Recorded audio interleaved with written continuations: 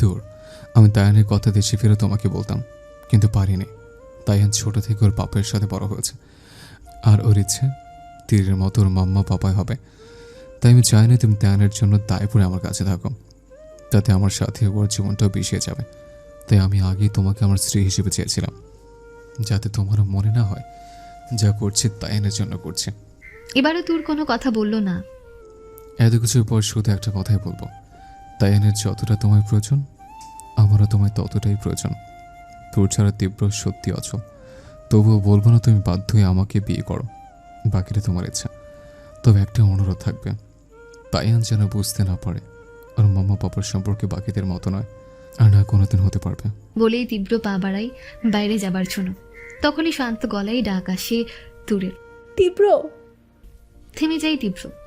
নিচের দিকে তাকিয়ে দু একটা ঢোকিলে নাই তোর, কিছু একটা বলতে চায়, কিন্তু তা যেন গলা দিয়ে বের করতে পারছে না। হাত পা ঈষৎ কাঁপলেও ঠোঁট চোরা কাঁপছে প্রচণ্ড বেগে। অস্বস্তি হচ্ছে তুরের।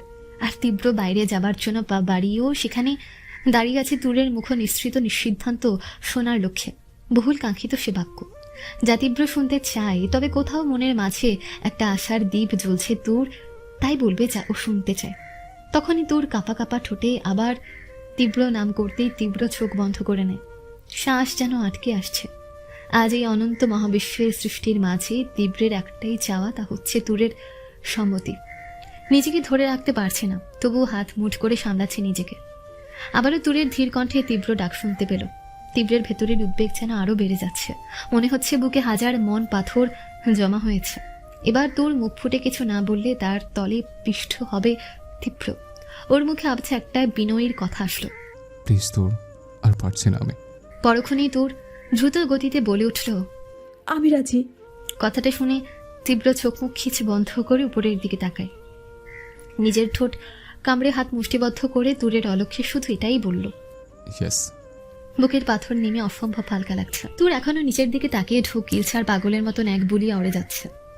আমি রাজি, আমি রাজি। তীব্র নিজেকে সামলে পেছনে ফিরে ওর দিকে তাকায়। ধীর পায়ে ঠোঁটের কোণে হাসি রেখে ওর কাছে যায়। তুরের গাল ধরে মুখটা তোলে। দুজনের চোখাচোখি হতেই তীব্র তুরের কপালে গভীর চুমু আঁকে, যাতে কিছু বলার থাকে না তুরের। তীব্র ওর দু হাতের পিঠ চুমু দিয়ে বলে, তোমার যা ইচ্ছে। তারপর চলে আসতে ধরলে তুর কাপা কণ্ঠে বেশ জোর নিয়ে বলতে চায়, আমি কিন্তু তায়ানের কথা ভেবেই রাজি হয়েছি, যাতে আমার সন্তানের খুশি রয়েছে। বলে জোরে জোরে শ্বাস নিতে শুরু করে। তুরের এমন কথায় তীব্রের ঠোঁটের এক কোণে দাম্ভিক রহস্যময় হাসি ফুটে ওঠে, কিন্তু তা তুরের অলক্ষ্যে। সে হাসির মানে উদ্ধার করলে একটাই উত্তর পাওয়া যাবে, তো নিজের সবচেয়ে বড় শত্রুর কাছে আত্মসমর্পণ করলো, তাও আবার শত্রুকে দয়া করে। তাতে তীব্রের কিছু আসে যায় না, কারণ যুদ্ধ জিততে পারাটাই বড় কথা। ইতিহাস জয়টাকেই মনে রাখে, কিভাবে জিতল তা না। আর তীব্র হয়তো এই কারণেই ছোট ছোট হার স্বীকার করেছে, যার প্রাপ্য হিসেবে ফতরঞ্চ খেলায় জিতে নিয়েছে তুরকে। কথা না বাড়িয়ে আবার সেই বাক্যটাই উচ্চারণ করলো, যা তোমার ইচ্ছে তোর। বলে বেরিয়ে যায়। কি আসে যায়, গন্তব্য যদি পেয়ে যাই তাহলে কোনো রাস্তায় হাঁটলো সেটা কে দেখতে চায়। তীব্র চলে যায়। আর তুর? সন্ধ্যার পর সবাই তুরকে সাজাতে ব্যস্ত। বৃদ্ধের বউকে অন্য রুমে সাজাচ্ছে। দুজনের বিয়ে একসাথেই হবে, সেটা এখন নাকি আগে থেকে ঠিক করা হয়েছে তা বোঝার উপায় নেই। আয়োজনই ছিল এমন। তুর বসে বসে শুধু নিজের সাজটা আয়নায় দেখছে।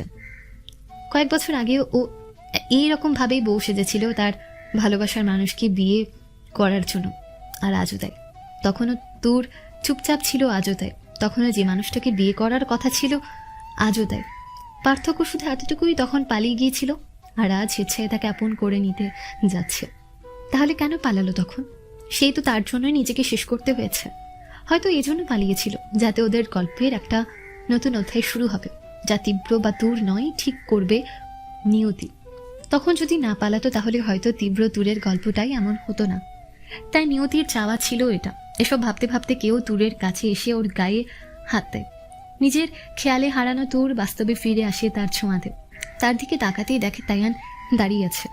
তুর হালকা হেসে তায়ানকে কোলে নিতে চায়, কিন্তু তায়ান সরে যায়। অপ্রস্তুত হয়ে পড়ে তুর। তুর কিছু বলতে যাবে, তার আগেই তায়ান বলে ওঠে, বললে তো আমার পাপাই নাকি বুড়ো, হ্যাঁ আবার সেই তো বুড়ো হ্যান্ডসামের সাথে বিয়ে হচ্ছে, এবার আমার মাম্মামা হচ্ছ, কি জানি বলেছিলে? ভাবনার ভঙ্গিতে গালে আঙুল দিয়ে মনে করতে করতে। হ্যাঁ, আমি নাকি আমাকে নাকি তোমার ছেলের মতো লাগে না, এবার কি করবা? বলি খিক খিক করে হেসে দেয়। তোর আগেই বুঝেছে তাইয়ান কতটা দুষ্টু। এখানে যে তাইয়ান ফোড়ন কাটতে এসেছে বুঝতেই পারছে। আসলে ছেলে হয়েছে, মাম্মা পাপার বিয়েতে এসে মাকেই ফোড়ন কাটছে। ছেলে হয়েছে তো কি ছেড়ে দেবে তোর? প্রশ্নই আসে না। তুই কি চাস, বিয়েটা ভেঙে দেব? তাইয়ান গা দাম্ভিক কণ্ঠে নিজের গোফ না হওয়া নাকের গোড়ায় আঙুল দিয়ে ঘষে বলল, ট্রাই করে দেখো, আমার পাপাই ঠ্যাং ভেঙে রেখে দেবে আর আমি ঝগড়া করব। ওর কথাই রেগে গেল তোর। মা ছেলের এই কাহিনীতে তোয়া সহ বাকি সবাই হাসিতেই গড়াগড়ি। তুরকে বউ সাজানো শেষ, শুধু গয়নাগুলো পরালেই হবে। তখনই সেখানে আগমন ঘটে তীব্রের। ব্ল্যাক শেরওয়ানি, যার মাঝে চকলেট কালারের কাজ। ও ভেতরে ঢুকতেই তুরের সাথে চোখাচোখি হয়। ওকে দেখে তাইয়ান হাসতে হাসতে বলে ওঠে, পাপাই তালপাতা সিপাই নাকি বিয়ে করবে না, আমিও বলেছি তুমি ওর ঠ্যাং ভেঙে দেবে। ওর কথায় আলতো হাসে তীব্র। তোর মুখ ফুলিয়ে বসে আছে। এই ছেলে সৎ ছেলের চেয়ে কম কিছু না। বুঝতেই পারছে ভবিষ্যতে জীবন অন্ধকার ওর। তীব্র গিয়ে তায়ান কিছু মুখে বলে, ডানা ভেঙে পাখি আটকায় বোকারা, কারণ তাতে পাখির সৌন্দর্য নষ্ট হয়ে যায়। পাখিকে ডানা ভেঙে নয়, পোষ মারাতে হয়, মায়া ধরাতে হয়। ছোট তায়ানের মাথায় এত বড় বড় কথা ঢুকলো না, কিন্তু তুরের বুকে কামড় দিচ্ছে। তীব্র ওকে উদ্দেশ্য করেই বলল, কিন্তু কেন? আচ্ছা বাবা, তুমি কি দেখো তো বৃদ্ধ আঙ্কেল বেড়ে কিনা, নাহলে কিন্তু বিয়ে হবে না। এই কথায় তায়ান আর দেরি করলো না, চলে গেল। যে করেই হোক তালপাতার সিপাহীকে মা করেই ছাড়বে। ও যেতেই তীব্রের ইশারায় সবাই রুম থেকে বেরিয়ে যেতেই তীব্র দরজা লক করে তুরের কাছে যায়। তোর চেয়ার থেকে উঠে দাঁড়াতেই তীব্র বাঁ হাতে ওর গলা সমেত ঘাড় স্পর্শ করে। স্পর্শটা আলতো হলেও তার তীক্ষ্ণতা যেন সহ্য হলো না তুরের। তোর ওর হাত ছাড়াতে চাইলেও পারল না। তীব্র ওর ঘাড় ধরে নিজের কাছে নিয়ে এলো। কি করছেন তীব্র? শ্, ওদিকে তাকাও। তুরকে আয়নার দিকে তাকাতে বলল। দুজনকে একসাথে দেখতে পাই তুর। তোর দুহাতে তীব্রের শেরবানি আঁকড়ে ধরেছে। ঠিক তখনই তীব্র বলল, ভালো করে দেখো নিজেকে তোর, ঠিক সেভাবেই ওরা তোমাকে সাজিয়েছে, যেভাবে 6 বছর আগে সাজিয়েছিল। সচকিত হয় তুর। কলিজা যেন কেঁপে ওঠে। হ্যাঁ, এতক্ষণ খেয়াল না করলেও এবার খেয়াল করে। একই সাজে ও আজও দাঁড়িয়ে আছে। সেম ফাজ, সেম বেনারসি গহনার বক্সের দিকে চোখ দিতেই দেখে তাও সেম ডিজাইনের। কারণ পালিয়ে যাওয়ার সময় ওর পরনে সব ছিল যা যত্নে রেখেছিল তোর। তীব্র আবারও সেম ডিজাইনের জিনিসগুলো ওকে দিল। কিন্তু কেন? তীব্র, তোর আর কিছু বলার আগেই তীব্র গহনা নিয়ে আয়নায় দেখে দেখে তোরকে একটার পর আরেকটা পড়াতে থাকে। প্রতিটা গহনা পড়ানোর জন্য নয়, বরং তোরকে গভীরভাবে স্পর্শ করার জন্য। তোর কিছুই বুঝতে পারছে না, অস্বস্তি হচ্ছে। কেন করছে তীব্র এমন? গহনা পড়ানো শেষ হলে তীব্র পেছন থেকে ওকে শক্ত করে জড়িয়ে ধরে দূরের শরীরের ঘ্রাণ নেয়। নিঃশাক্ত কণ্ঠে বলে, এই দিনটা 6 বছর আগে আমি চেয়েছিলাম তোর, বড্ড বেশি অপেক্ষা করিয়েছো তুমি আমাকে। তাই তো 6 বছর পরেও তোমাকে তেমনভাবেই সাজিয়েছে, যেমনভাবে দেখতে চেয়েছিলাম। তীব্র, আপনি? ভয়ার্ত কণ্ঠে।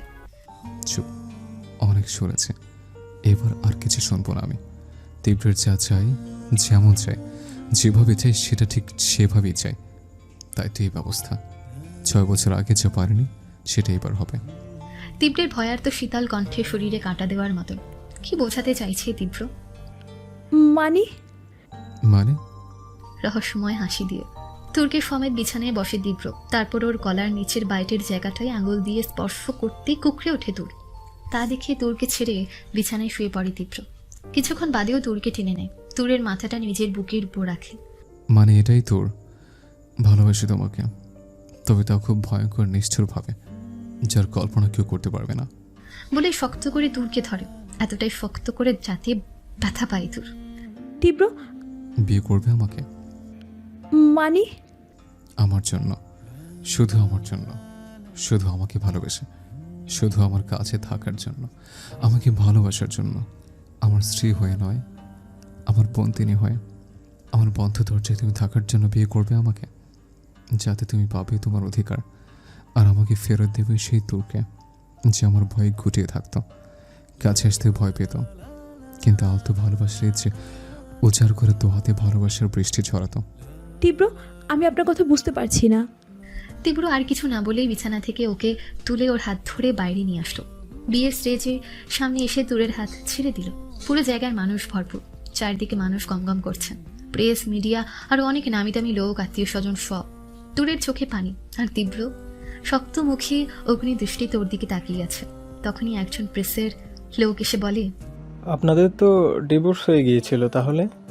তীব্র ঠোঁটে রহস্যময় হাসি রেখে জবাব দেয়, বলা হয়েছিল ডিভোর্সের কথা, কিন্তু আদৌ কোনো ডিভোর্স হয়নি।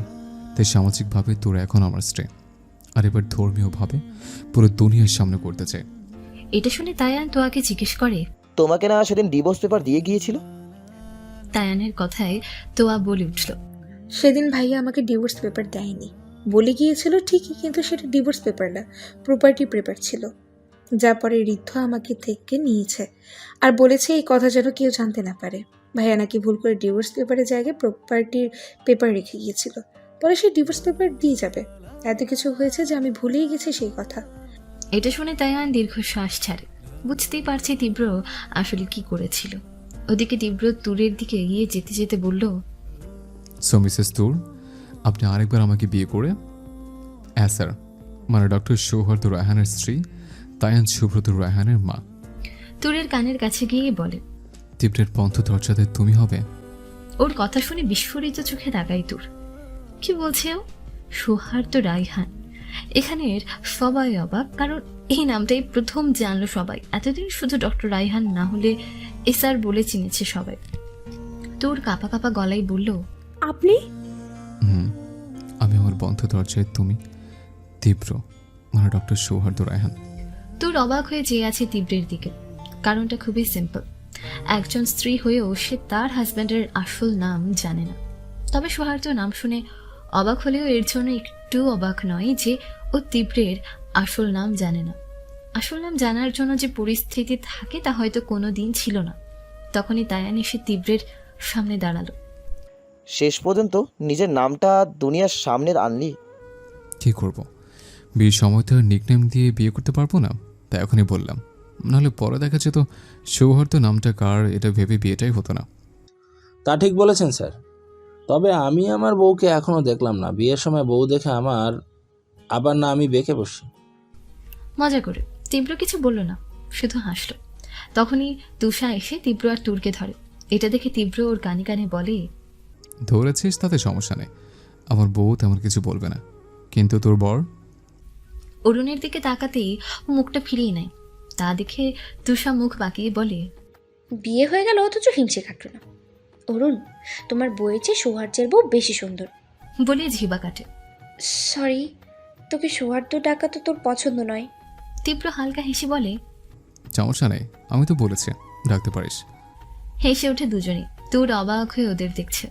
নতুন কাউকে আজ আবিষ্কার করছে ও। তীব্রকে এভাবে দেখেই তুষা হালকা ধাক্কা দিয়ে ওকে বলে, এভাবে দেখো না, আমার ফ্রেন্ডের নজর লাগবে। এমনি তোমার জন্য বেচারা 5 বছর বনবাসে ছিল। হুঁশ ফেরে তুরের। সামনে থেকে সবাই ছবি তুলছে, সবাই বিয়ে হওয়ার অপেক্ষা। তুষা, তীব্র আর তুরকে নিয়ে যেতে সামনে আরেকজনের আবির্ভাব ঘটে। আমাকে চিনতে পারছো? তুর আর তীব্র দুজনেই সহযোগিত হয়। একটা মেয়ে, বয়স আনুমানিক 17 বা 18 হবে। তুষা মেয়েটাকে দেখে হাসছে। তীব্র চেনার চেষ্টা করছে মেয়েটা কি হতে পারে। চেহারা ঠিক ধরতে পারছে না, কিন্তু হাসি, চোখগুলো যেন চেনা চেনা মনে হচ্ছে। তীব্র জিজ্ঞেস করতে যাবে তার আগেই মেয়েটি বলল, আমাকে ভুলে গেলে? কে তুমি? তুরের প্রশ্ন।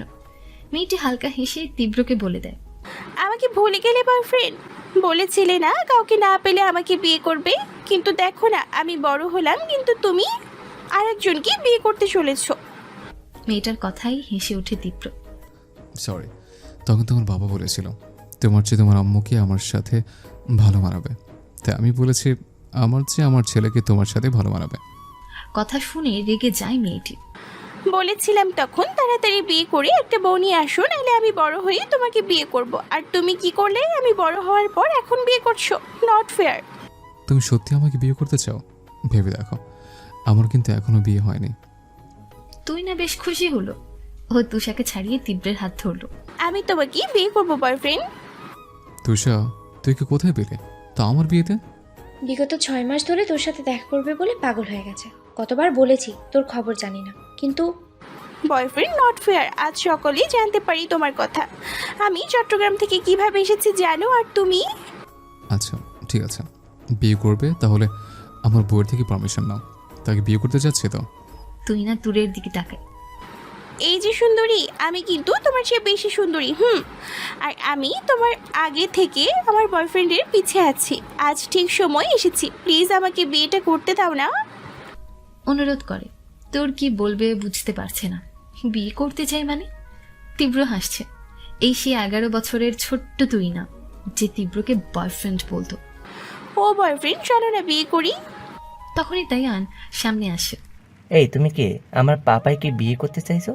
পাপাই শুধু তালপাতা সিপাইকে বিয়ে করবে। আরে বাস বয়ফ্রেন্ড, তোমার ছেলে তো তোমার চেয়েও কিউট। তায়ানের গাল টানতেই তায়ান বিরক্ত হয়ে হাত সরিয়ে দেয়। আমাকে ছাড়ো, তুমি বরং আমার ছেলেকে বিয়ে করো। প্রস্তাব খারাপ না।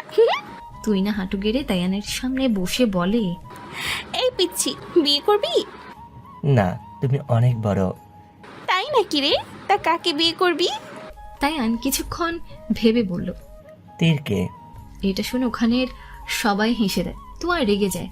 ও তায়ানের সামনে এসে বলে, সালমান, শেষ পর্যন্ত আমার কপাল পোড়াতে চাইছেন? আমি আপনার সাথে নিজের মেয়ে বিয়ে দেব? তোমাকে দিতে হবে না তো আন্টি, আমি ওকে বিয়ে করব। আমাকে খামচে দিলে আদর করে দেব। তখনই তুষা বলে, অনেক হয়েছে, এবার বিয়ে শুরু করতে হবে, চল।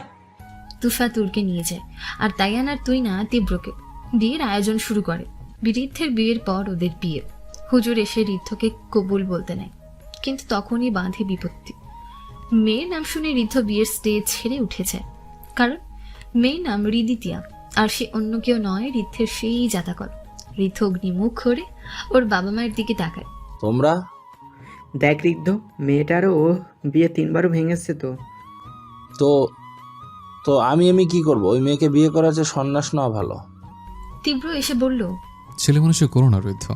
স্যার, আপনি আমার এত বড় ক্ষতি করবেন ভাবতেও পারিনি।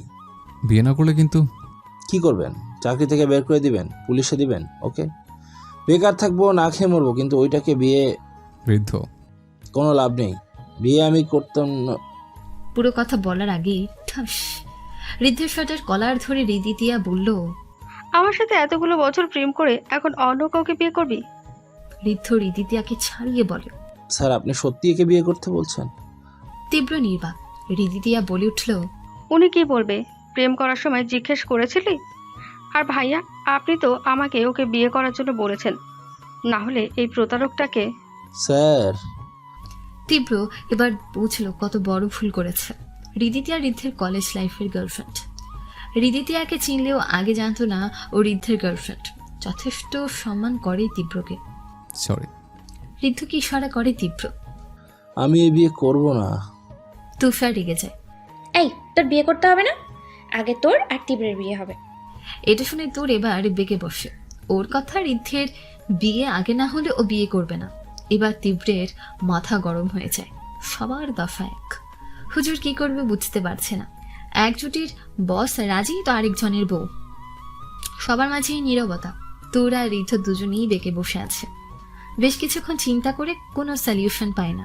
তখন অরুণ এসে বলে, যেহেতু তোর আর ঋদ্ধের মাঝে সমস্যা, তাহলে একটা কাজ করি। ঋদ্ধ তোমার সাথে তুরাকে বিয়ে দিয়ে দেই। রিদিতিয়ার জন্য অন্য কাউকে খুঁজে নেব, আর সৌভার্যের জন্য। তুই না বলে উঠল, আমি এক পায়ে রাজি। অরুণ বলল, দ্যাটস গুড। সো ঋদ্ধ, কি চাও? বিয়ে আজকে দিয়েই ছাড়বো আমি। অনেক ঝামেলা সহ্য করেছি, আর না। তীব্র সম্মতি দিল। আমি রাজি। তোর অবাক হয়ে দেখছে। তোর কিছু বলতে যাবে তার আগেই ঋদ্ধ বলল, স্যার মাফ করেন, জাতাকল সহ্য হবে। এই বুলডোজারকে বিয়ে করলে পিষে ফেলবে, আমার বাঁচার আশাই থাকবে না। তীব্র তোরের দিকে তাকায়। ওর মুখে রাগের ভাব স্পষ্ট। মানুষটা না থাকলে হয়তো এখানেই তীব্রকে কিছু একটা করে ফেলতো। এটা দেখে তুই না বলে, কি হলো? তোর রাগী কণ্ঠে বলল, উনি অলরেডি বিবাহিত, সো। আমি না চেয়েছি তোমরাই। রেগে যাই অরুণ। এখানে আরেকটা কথা বললে। আর কেউ কোনো কথা বলল না। বিয়ের কাজ শুরু হলো। হাফ ছেড়ে বাঁচলো সবাই।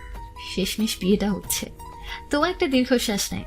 এটা বিয়ে নাকি সার্কাস? হেসে জবাব দেয় তায়ান। তোমার বোনের বিয়ে তো কিছু তো হবেই। তায়ান, সত্যি বলছি বলে রাগ করো না। তো আর কিছু না বলে চলে গেল। তায়ান নিরীহ ব্যক্তি, সে তার মেয়েকে কোলে নিয়ে দাঁড়িয়ে আছে। তুরকে তীব্রের ঘরে নিয়ে গেছে সবাই। তখন তায়ানও ওদের সাথে যায়। তুরকে বিছানায় বসতেই তায়ান ওর গা ঘেঁষে বসে, তারপর বিছানার দিকেই তাকিয়ে থাকে। এটা দেখে নিমি বলে, কি রে সালমান, ওইখানে বসলি কেন? তায়ান ওর কথা না শুনে বিছানা দেখতে থাকে। ননি নিমিকে ধাক্কা দিয়ে ফিসফিস করে বলে, কি ব্যাপার বলতো, আজকে কি বাসর ঘরে তাইয়ারও থাকবে? নিমি বিরক্ত হয়ে জোর গলায় বলে, বাচ্চা হওয়ার পর বাসর করতে চাইলে এরকমই হয়। ওর এমন কথায় সবাই ওর দিকে তাকায়। তোয়ারা সহ আরো বেশ কিছু মানুষ ছিল। নিজের এই বোকামিতে জিহ্বা কাটে নিমি। সবার দিকে তাকিয়ে ক্যাবলা হাসি দেয়। তোয়ার রাগি চোখে তাকিয়ে বলে, আর কদিন পর যে মেয়ের বিয়ে, কথা শোন তার, তাইয়ান আছে দেখেছিস? আর ননি তোর বর ফোন করেছিল। ননি নাক ছিটকিয়ে বলে, ফোন তো করছিল, বিয়ের দাওয়াত তো দেয় নাই। এমন কেন বলছিস? ধুলাভাই কত আদর করে তোরে। নিমি বলল, ভ্রু কুচকায় ননি। কেন রে, তোর খাইতে মন চাই? ভেঙচি কাটে নিমি। তোরটার আদর খেয়ে লাভ কি? এর চেয়ে ভালো নিজের বরের পুরো আদর খাবো। পাপাই তো তালপাতা সিপাহীর বর, তাহলে ও কি পাপাইয়ের আদর খাবে? ড্যাব ড্যাব করে তাকিয়ে আছে তায়ান। নিমি আর ননি একসাথে বলে উঠল। হয়ে গেল? ননি বলতে গেল, হ্যাঁ বাবা, তোমার পাপাই তো তোরকে আদর। আর বলতে পারলো না, তার আগেই ঠাস করে একটা চড় বসিয়ে দিল তোয়া। আপু তুমি? আরেকটা কথা বললে আবার দেব। বাচ্চাদের সামনে কি বলতে হয় জানিস না? তোর বাচ্চা হলে কি বলবি? কিভাবে তোর বর তোকে আদর করতো? রেগে যায় তোয়া। আপু যা এখান থেকে। তোর আর তায়ান শুধু ওদের কথা শুনছে। কিন্তু নিমি আর ননি যেতে গিয়েও ফিরে দাঁড়ালো, কারণ তোয়া তায়ানকে তোরের কাছ থেকে নিয়ে যেতে চাইলে তায়ান যাবে না বলল। কেন যাবে না? আমি মাম্মা পাপাইয়ের কাছে থাকবো। মাম্মা এখানে, পাপাই ওখানে, আর আমি মাঝে। এটা শুনে সবাই হেসে কুটি কুটি। তখনই প্রবেশ করে তীব্র। ওকে দেখে সবাই বেরিয়ে যায়। তোয়া তায়ানকে নিয়ে যেতে চাইলে তায়ান যাবে না বলে চেঁচানো শুরু করে। তোয়া ওকে জোর করতে গেলে তীব্র বাধা দেয়। তখনই তায়ান গিয়ে তীব্রকে ছড়িয়ে ধরে বলে, পাপা তুমি কি তালপাতা সিপাহীকে আদর করবে? তুমি তো আমার পাপাই, তাই না? ছেলের প্রশ্নের কি উত্তর ভেবে পায় না, কিছুটা মাথা চুলকায়। পাপাই মাম্মাম তো আমাকে আদর করবে, তুমি কেন মাম্মামকে আদর করবে? নিমি দূর থেকেই বলল, এই জন্যই তো তুই হয়েছিস। বলেই দৌড়। তীব্র মাথা নাড়িয়ে ফ্রি হয়ে নেয়। বুঝতেই পারছে শালিরা মজা করতে যায়, কিন্তু সাহস পাচ্ছে না। তোবা তায়ানকে নিতে আসলে ও চোখের ইশারায় ওকে যেতে বলে। কিন্তু ভাইয়া। আলতো হাসি তীব্র। যাও তুমি কিন্তু আমার শালি নাও। এক হিসেবে ভাবি আর এক হিসেবে বউয়ের বড় বোন। তোমার সাথে মজা কিন্তু খাটে না, তাই। ভাইয়া আমি আসছি। এক প্রকার পালিয়ে বাঁচে দোয়া। তীব্র তায়ানকে কোলে নিয়ে বিছানায় যায়। ওকে বিছানায় নামিয়ে ওয়াশরুমে চলে যায়। তায়ান তুরের কাছে গিয়ে বলে, এখন তো মাম্মাম হয়েছে, তাহলে তুমি আমাকে ঘুম পাড়াও তো আন্টির মতো। তুর এবার বিপত্তিতে পড়ে। আচ্ছা পাপাই তোমাকে কেন আদর করবে? তায়ান একটার পর একটা প্রশ্ন করেই যাচ্ছে, যার উত্তর তুরের কাছে নেই। নিমিয়া ননির উপর রাগ লাগছে। এই মেয়েগুলোই যত নষ্টের গোড়া। ওর সামনে কি সব বলছে, এখন ভুগছে ও। তখনই তীব্র ছাই কালার টি শার্ট আর ব্ল্যাক ট্রাউজার পরে রুমে আসে। কি হলো তাইয়ান, ঘুমাবে না? মাম্মা ঘুম পাড়িয়ে দিচ্ছে না, ডলের মতো বসে আছে। তীব্র গিয়ে ওর পাশে শুয়ে তায়ানকে কোলের মাঝে টেনে নিয়ে বলে, মাম্মা তো নতুন, তাই জানা না কিভাবে ঘুম পাড়াতে হয়। আমি আজ শিখিয়ে দেব, কেমন? আমি আজ ঘুম পাড়িয়ে দিই। তুরকে ফ্রেশ হতে যাওয়ার ইশারা করে তায়ানকে বুকে জড়িয়ে মাথায় হাত বুলিয়ে আরেক হাতে পিঠে হালকা চাপড় দিতে থাকে। তায়ান ওর বুকে মিশে গেছে। অপলকভাবে দেখছে বাবা ছেলেকে। ওকে তাকিয়ে থাকতে দেখে তীব্র কি হয়েছে ইশারা করে। তোর কিছু হয়নি এমন মাথা নাড়িয়ে বাথরুমে যায়। হালকা সাবান নিয়ে সুতির থ্রিপিস পরে নেয়। বাইরে এসে বেশ অবাক হয়। তায়ান বেঘোরে ঘুমাচ্ছে আর তীব্র জানলার সামনে দাঁড়িয়ে বিয়ার খাচ্ছে। তোরের বের হওয়ার আওয়াজে ওর দিকে তাকাই, তারপর আবার চোখ সরিয়ে নেয়। তোর কিছু বলবে তার আগেই তীব্র বলে, তায়ানকে নিয়ে শুয়ে পড়ো, ওকে জড়িয়ে ধরো, নাহলে ঘুম ভেঙে যাবে। আর মাঝখানে তুমি শো, আমি বিয়ার খেয়েছি, ওর কষ্ট হবে। ওর কথার আগামাথা পেল না তোর। তাই যা বলল তাই শুনল। বেশ কিছুক্ষণ ধরে শুয়ে থাকলেও ঘুম আসছে না। রুমের লাইট অনেক আগেই বন্ধ করে দিয়েছে তীব্র, কিন্তু কি করছে ও বুঝতে পারছে না। কিছুক্ষণ পর ফিল করে তীব্র ওর পাশে নরম কিছু রাখছে। বুঝতে বাকি নেই কোলবালিশ, আর এটাও স্পষ্ট তীব্র বালিশের ওপাশে শুয়ে পড়ছে। তুরের কিছু বলতে পারে এরকম আভাস পেয়ে তীব্র গম্ভীর কণ্ঠে বলল, ঘুমিয়ে পড়ো, সকলে কাজ আছে। মানটা বুঝতে পারছে না তুর, কিন্তু কিছু জিজ্ঞেস করতেও যেন বাঁধছে। এদিকে তাইয়ান ওকে জড়িয়ে শুয়ে আছে। ওকে ভাবতে ভাবতে তুর কখন ঘুমিয়ে গেছে জানে না। তুরের মা তাহমিনা তীব্রের সামনে নাস্তা এনে রাখলেন। তুমি একটু বসো, উনি এখনই আসবেন। দুপুরের দিকে ঘুমিয়েছিলেন তো? শরীর ঠিক আছে ওনার? তাহমিনা স্মিত হেসে জবাব দিলেন, হ্যাঁ, আগের যে সুস্থ আছে। তীব্র মাথা নাড়িয়ে সম্মতি জানায়। তখনই সাদা পাঞ্জাবিতে সেখানে আগমন ঘটে তুরের বাবা তাহনাফ রহমানের। ওনাকে দেখে সমানার্থে দাঁড়িয়ে যায় তীব্র, সালাম দেয় তাকে। তাহনাফ রহমান ওর সালামের উত্তর দিয়ে তীব্রকে বসতে বলে। তীব্র বসলে ওকে চা খেতে বলে। তীব্র ওনার কথার সম্মান রক্ষার্থেই চা নেয়। তাহমিনার স্বামীকেও চা দেয়। তীব্র চায়ে চুমুক দিলেও আহনাফ রহমান দিতে পারেন না। ওনাকে দেখে চিন্তিত মনে হচ্ছে। ব্যাপারটা যে তীব্রের কাছে ক্লিয়ার নয় তা না, তবুও ও জিজ্ঞেস করে, আপনাকে টেন্স লাগছে, কিছু হয়েছে? তীব্রের কথায় যেন প্রাণ ফিরে পায়। তীব্রের কথার ধরন শুনে কিছুটা নিশ্চিন্ত হলো তোর কিছু করেনি। মেয়েটাকে নিয়ে চিন্তার শেষ নেই ওনাদের। তীব্রের কথায় স্বস্তি পেলেও ভরসা পেলেন না যে তোর কিছুই করেননি। তিনি তীব্রকে যতটুকু চিনেছে তাতে তো বুঝতেই পারছে সৌহার্দ্য অন্যের দোষ লুকাতে জানে, আর নিজের ওয়াইফের দোষ শ্বশুর বাড়িতে বলার মন মানসিকতা ওর নেই। তাই চিন্তা থেকে বের হতে পারছে না। আর নিজের মেয়ের ছেলে মানুষের কথা জিজ্ঞেস করতেও রুচিতে বাঁধছে। তাই উনি ইঙ্গিত দিয়ে বললেন, ওদিকে সব ঠিক আছে তো? তুর, তায়ান ওরা? ওনার কথার ইতিবাচক হাসি দেয় যাতে বোঝা যায় সবকিছু ঠিক আছে। হাঁফ ছেড়ে বাঁচেন তাহনাফ রহমান, গলায় জোর দিয়ে বলেন, তুমি একা আসলে যে? তুর আর তায়ানকে নিয়ে আসতে? কথাটা শুনে তীব্র চায়ের কাপ নিচে রেখে একটু চুপ করে বলে, আসলে আমি এদিক দিয়ে যাচ্ছিলাম, তাই ভাবলাম দেখা করে যাই। আর কি? কিছুটা চিন্তিত হয়ে তীব্র কিছুক্ষণ চুপ থেকে তাহনাফ রহমানের দিকে তাকায়। আসলে আপনারা তো জানেন আমি এতদিন দেশের বাইরে ছিলাম, মেডিকেল বিজনেস সবটা সেখানে বসে পরিচালনা করেছে। আর সত্যি বলতে আমার বর্তমান সব কিছু ওখানে। একরকম তাড়াহুড়ো আমি সব কিছু এখানে শিফট করতে পারবো না, তাই তীব্রের বাক্যের অপেক্ষায় উনি। তাই আমাকে আবার সেখানে ব্যাক করতে হবে, নাহলে লস হয়ে যাবে। আর এবার আর আমি একা যেতে চাই না, তোরকেও নিজের সাথে করে নিয়ে যেতে চাই। তাছাড়া তাইয়ান আমাকে ছাড়া থাকবে না, আর আমি তোরকে তায়ানের থেকে দূরে রাখতে চাই না, আর তোরকে একাও রেখে যেতে চাই না। তাহনাফ কিছু বলবে তার আগেই তীব্র বলল, যদি আপনারা চান তবে, না হলে না। একবার যেটা করেছি তার করতে চায় না। এটা শুনে তাহনাফ বিস্মিত হন। উনি তীব্রের দুহাত ধরে। চমকে ওঠে তীব্র। এসব কি আপনি? আমাদের আর অপরাধী করে দিও না। তুর যা যা করেছে, যেসব পাগলামি সহ্য করতে হয়েছে, তারপরেও তুমি ওকে ফিরিয়ে নিয়েছো, ওকে বিপদ থেকে ফিরিয়ে এনেছো। এই ঋণ আমরা শোধ করতে পারবো না। তাছাড়া আমরাও তোমার সাথে ভালো ব্যবহার করিনি, অন্যায় করেছি তোমার সাথে। আর তুরকে পুরোপুরি সত্যিটা না বলে আমাদের উপর যে। তখনই তীব্র নিজের হাতের ভাঁজে ওনার হাত নেয়। জি আঙ্কেল, এসব কি বলছেন? এসব বলে আমাকে লজ্জায় ফেলবেন না। আপনার কোনো দোষ নেই। আপনাদের জায়গায় আমি হলে আমিও এটাই করতাম। আর দূরের ব্যাপারটা সত্যি বলতে আমি এই ভয়ে যদি আমি চলে যাই, তাহলে আবার যদি ও তেমন কিছু করে। তুর তোমার ওয়াইফ, তুমি ওকে নিয়ে যাবে, এতে আমাদের পারমিশনের কি আছে? উনি ঠিকই বলছে। ট্যুরকে নিয়ে যাওয়ার জন্য আমাদের পারমিশন কেন নিবে তুমি? ট্যুর এখন যতটা শান্ত হয়েছে তা শুধু তোমার জন্য।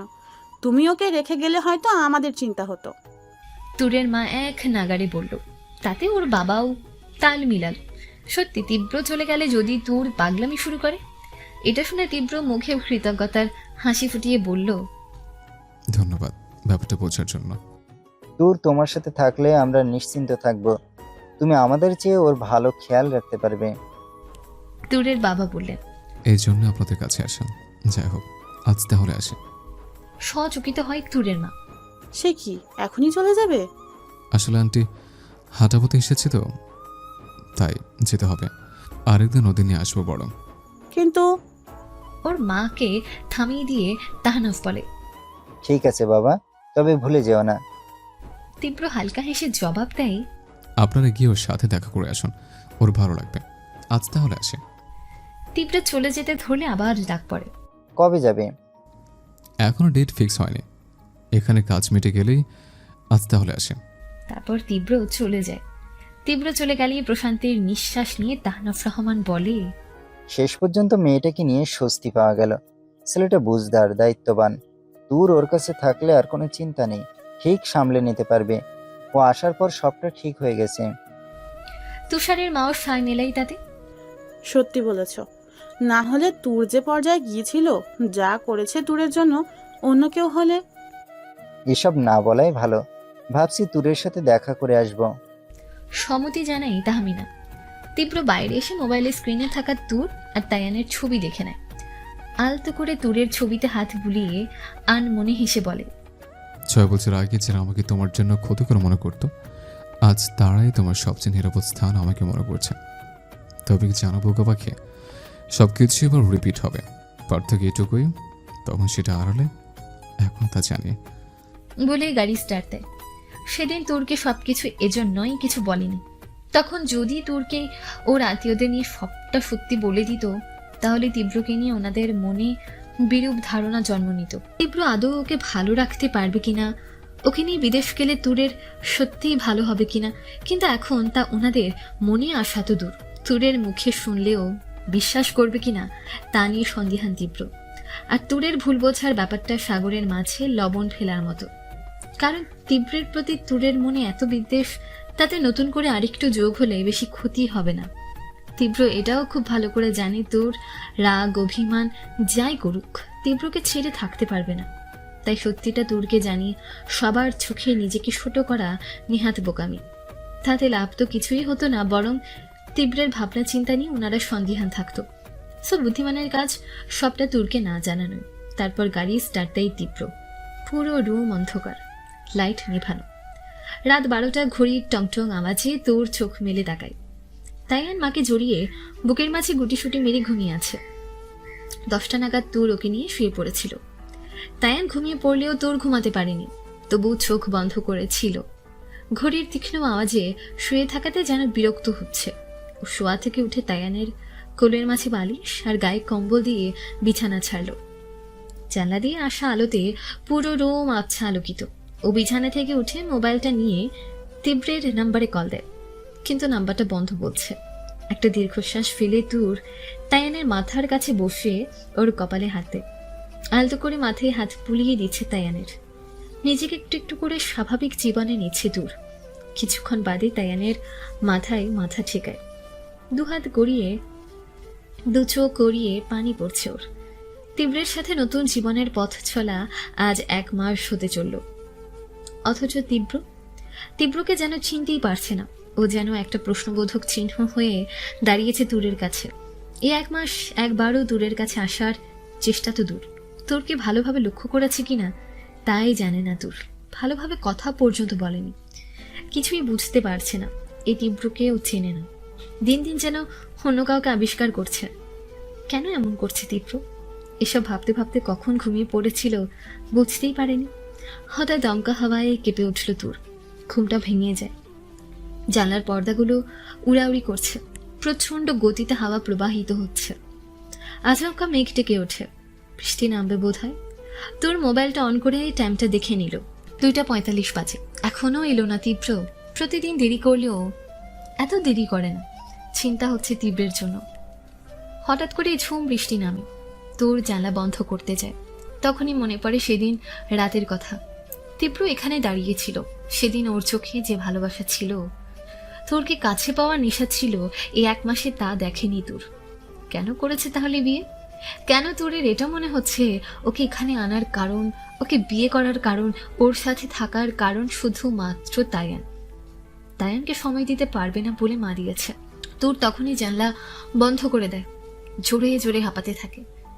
কি ভাবছে ও এসব? এগুলো কখনো হতে পারে না। তুরকে ছাড়া তীব্র ভালো থাকবে না, এটা বিশ্বাস করাও যেন তুরের জন্য পাপ। ও মানতে পারবে না, কিন্তু এটাই সত্যি হতে যাচ্ছে। বিগত 1 মাসে তীব্রের আচরণে এটাই প্রকাশ পেয়েছে। তখনই রুমে ঢোকে তীব্র। আলোর সূক্ষ্ম কিরণ পড়ছে তীব্রের মুখে। বৃষ্টিতে ভিজে চিপচিপে হয়ে আছে। তা দেখে অবাক হয় তুর। গাড়ির মাঝে থাকা মানুষ কিভাবে ভিজতে পারে? নিজের মাথা মুছতে তোয়ালি নিতে যায়, কিন্তু খেয়াল করে না তুর জেগে আছে। ও ভেতরে ঢুকতে ধরলেই লাইট জ্বালাই তুর। সচকিত হয় তীব্র। বিস্ময় কণ্ঠে প্রশ্ন করে, তুমি এখনো জেগে আছো? তুর একটা দীর্ঘশ্বাস ছেড়ে বলে, কিন্তু আপনি এত রাত করে কোথা থেকে আসলেন, তাও আবার ভিজে? গাড়ি ছিল না? প্রত্যুত্তরে তীব্র কোনো কথা বলে না। তীব্র তোয়ালটা নিয়ে সাবান নিতে চলে যায়। এহেন আচরণে কান্না পাই তুরের, তবুও নিজেকে সামলে নেয়। 15 মিনিট পর তীব্র বাইরে আসে। তোয়ালি দিয়ে মাথা মুছতে মুছতে তুর বিছানায় মাথা নিচু করে বসে আছে। তা দেখে তীব্র কোনো রিয়াক্ট না করে নরম সুরে বলে উঠল, অনেক রাত হয়েছে, শুয়ে পড়ো। তুরের মনে হলো কথাটা যেন সৌজন্য রক্ষার্থে বলল তীব্র। প্রচণ্ড রেগে যায় ও। তীব্র আপনি? কড়া দৃষ্টি নিক্ষেপ করে তীব্র ওর দিকে। থেমে যায় দূর। বিছানার দিকে তাকাতেই দেখে তায়ান মোচড় দিয়ে উঠল। তা দেখে তোর কিছু বলতে যাবে, তার আগেই তীব্র ওকে টেনে পাশের রুমে নিয়ে দরজা আটকে দেয়। তারপর বেশ ছাঁঝালো গলায় বলল, কি করতে চাচ্ছিল তুমি? যদি তাইয়ানের ঘুম ভেঙে যেত? আপনি ভুলে যাবেন না তীব্র, আমি ওর মা। এই 1 মাস আমি ওকে আগলে রেখেছি। গম্ভীর কণ্ঠে বলে ওঠে তুর। তীব্র বিছানায় বসে মাথাটা মুছে নিতে নিতে বলে, তুমি 1 মাস ধরে যে কাজটা করছো তা আমি 5 বছর ধরে করেছি। বাট দেখো, আমি কিন্তু কারো কাছে বলিনি। আমার কথার মানে এটা ছিল না। আমি তো জাস্ট বলেছি এই 1 মাসে আপনি তাইয়ানকে তেমন কোনো সময় দেননি। ওর ঘুমানোর পর বাড়ি ফেরেন আর সকালে 2-1টা কথা বলেই চলে যান। ভিডিও কলে কথা হয়, আর এ নিয়ে তোমাকে ভাবতে হবে না। কিন্তু এবার তীব্র তীক্ষ্ণ দৃষ্টি নিয়ে বলে, আমাকে যদি ওকে আগের মতো খেয়াল রাখতে হয় তাহলে তুমি কেন আছো দূর? আমার যেহেতু মা হিসেবে তোমাকে আপন করে নেবার কথা। তীব্র, আপনি কিন্তু ব্যাপারটা অন্যদিকে নিয়ে যাচ্ছেন। আমি কিন্তু তাইয়ান আমার কাছে ওর মাকে চেয়েছিল, আর তুমি নিজের সন্তানকে, তাই দিয়েছে। এবার ওকে সামলাও। রেগে জবাব দেয় তুর। আমাকে কি শুধু তাইয়ানের জন্য বিয়ে করেছেন আপনি? তীব্র চুপ করে আছে। কি হলো তীব্র? আমার কেন এটা মনে হচ্ছে আপনি শুধুমাত্র তাইয়ানের জন্য আমাকে বিয়ে করে এনেছেন? ওর কথায় কিছুটা থমকে গেল তীব্র। ফের ভাবলেশীন হয়ে বলল, তুমি তো বলেছিলে আমাকে শুধু তাইয়ানের জন্য বিয়ে করেছো, তাহলে আর এমনিতেও কি আসে যায়? তোমার প্রয়োজনীয় যা দরকার আছে এই বাড়িতে, তোমার কোনো ইচ্ছে অপূর্ণ রাখা হয়নি, এমনকি ড্রিঙ্ক। আমি কোনো শোপিস নই যে ধুয়ে মুছে চকচক করে যত্নে আলমারিতে তুলে রাখবেন। তাহলে কি ইউজ করতে বলছো? তীব্রের এমন কথায় বিস্মিত হয়ে তাকায় তুর। ওটা এমন চাহনিতে তীব্র বলে, তোমার কথা মোতাবেক তো এই মানে দাঁড়ায়, সে বাদ দাও। আমি এতে কি করতে পারি? তোমার একা একা বোর লাগলে তুমি তোর ফ্যামিলির কাছে যেতেই পারো, কিন্তু মনে রেখো তাইয়ান যাবে না। তোর আর কিছু না বলে পেছনে তাকিয়ে চোখের পানি মুছে নিল। তারপর আবার সামনে তাকাতেই তীব্রের বুকে বাড়ি খায়। দেখে তীব্রর খুব কাছে দাঁড়িয়ে আছে। আপনি? বলার সাথে সাথে তীব্র তোরের দিকে এগোতে থাকে। তোর কিছু বুঝতে না পেরে পেছাতে থাকে। একসময় দেয়ালে ধাক্কা লেগে মিশে যায় তুর। তীব্র ওর কাছে আসাতে তোর চলে যেতে চাইলে 2 হাত দিয়ে দেয়ালে আটকায় তুরকে। তুর কিছু বলতে যাবে তার আগেই তীব্র মুখটা নিচু করে তুরের কাছে গিয়ে বলে, আমি না বোর হয়ে গেছি 1 মাসে। অবুঝের মতো তাকিয়ে তীব্রের কথা বুঝতে চাইল। বোর হয়ে গেছে মানে? তীব্র হালকা বিরক্তির ভাব মুখে তুলে বলল, গন্তব্যের চেয়ে তার রাস্তা বেশি উপভোগ্য। গন্তব্যে পৌঁছে গেলে শুধু একটা সুখের অনুভূতি হয়, আর রাস্তায় হাজারটা। আর তুমি তো কোনোদিন আমার উদ্দেশ্য ছিল না, উদ্দেশ্য পূরণের রাস্তা ছিল কেবল। মানে? ওর কথায় বিস্মিত হয় তুর। তীব্র আরেকটু কাছে যায় তুরের। তুরের চোখে চোখ রাখতেই তীব্রের হাসিহীন মুখে অদ্ভুত খুশির ঝলক দেখতে পায় তুর।